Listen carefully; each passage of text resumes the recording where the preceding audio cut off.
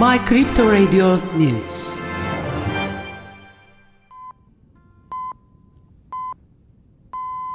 Cryptocurrency payment services provider Wire, which was allegedly shut down by its former employees, has limited withdrawals. Wire announced on its official social media account that withdrawal options for customers will still be actively used, but will be subject to daily limits. The company stated that the daily withdrawal limit is limited to 90% of the funds in the account.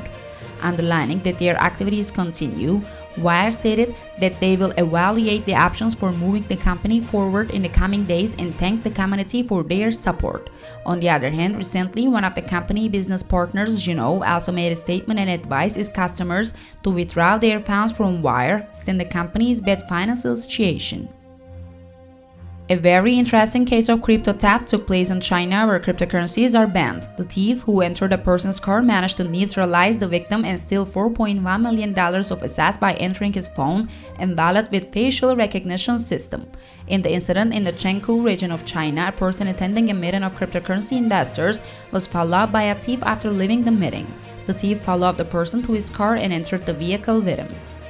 Threatening the crypto investor and using his face to hack into the phone and wallet, the thief converted all the assets into USDT and sent them to his own wallet. While the victim was making a complaint, law enforcement started an investigation on the issue. Although cryptocurrencies are banned in China, there is also a protectionist law on ownership.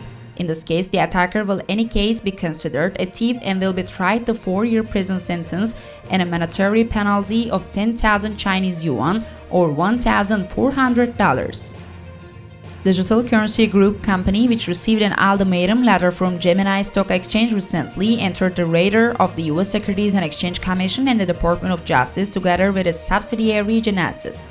While the Department of Justice wanted to see internal money transfers between companies, the U.S. Securities and Exchange Commission also launched an investigation. While Bloomberg-based BAF news on different sources, he stated that the investigations have not yet been officially announced by the institutions.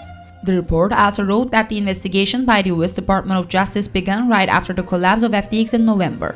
Speaking to Decrypt, a spokesperson for the Genesis company stated that they have not yet been received an investigation document and said, "We always maintain our dialogue with institutions and authorities as necessary. There is no demand from us," he said. After a lawyer of Sam-Bankman-Fried, the former CEO of FTX, who was on trial for 115 years, Mark Cohen, who also served as the lawyer of El Chapo, his other lawyer became a controversial name.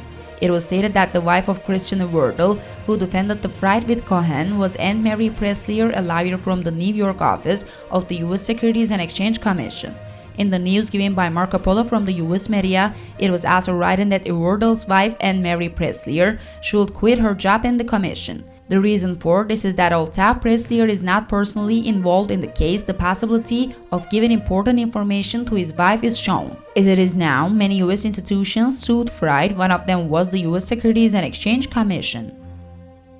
Brett Harrison, the former head of FTX US, the US arm of FTX, which went bankrupt in early November and caused great declines in the crypto money industry, said that he would explain what happened inside the stock market when the time came. Brett Harrison was asked on Twitter, "What did you know about what happened at FTX, and when did you find out?" He replied, "I will explain in time." Brett Harrison received a reaction after this tweet.